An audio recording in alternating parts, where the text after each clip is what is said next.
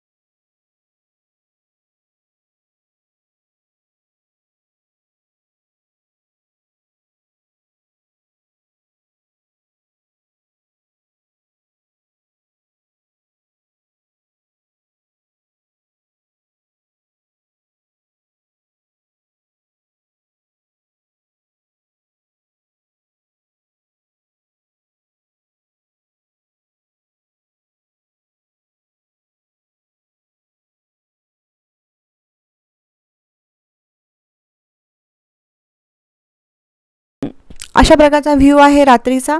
आता आम्ही इथून निघत असताना जर ऑस्करवाडी मिसळचं मी तुम्हाला दाखवू शकले हॉटेल तर नक्की ट्राय करेल।